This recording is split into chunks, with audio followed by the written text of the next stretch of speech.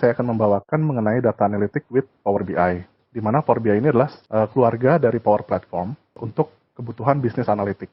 Nah, selain Power BI, di Power Platform juga ada Power Apps dan Power Automate dengan fungsinya masing-masing.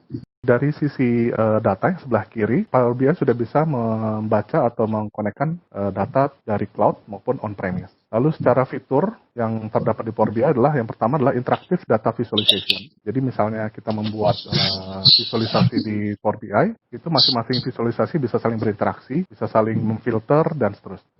Lalu kemudian Power BI juga sudah memiliki ekosistem dengan Microsoft dan third party integration. Jadi sudah ada built-in connector, sudah juga terintegrasi dengan AI innovation, misalnya text analytics, lalu dari sisi big data analytics, terutama melalui Azure Data Services, dan sudah menyediakan security maupun enterprise grade platform.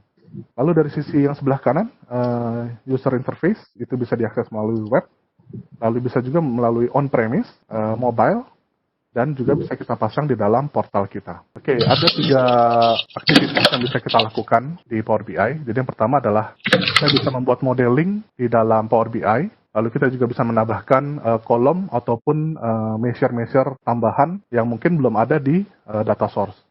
Dan yang terakhir, Power BI juga sudah menyediakan DAX formula, ini kurang lebih mirip seperti Excel, di mana kita bisa membuat measure-measure tambahan ataupun kalkulasi-kalkulasi tambahan di dalam Power BI. Aktivitas yang kedua, kita bisa melakukan visualisasi. Jadi secara default, sudah ada 36 visualisasi yang bisa kita pilih di Power BI.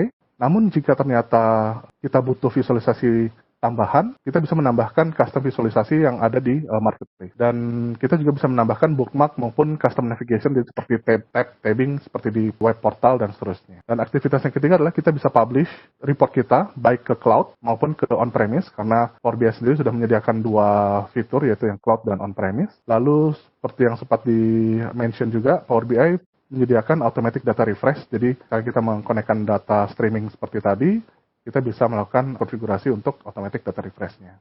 Nah, selain itu, fitur-fitur yang ditawarkan oleh Power BI, yang pertama adalah natural language query, di mana kita bisa memasukkan query dengan menggunakan bahasa manusia.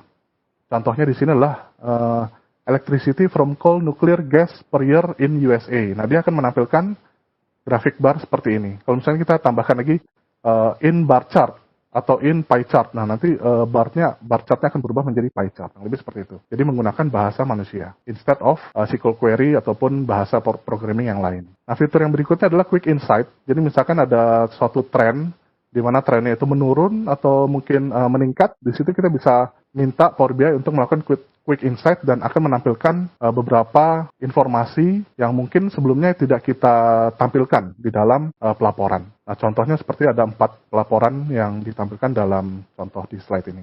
Yang berikutnya adalah live dashboard.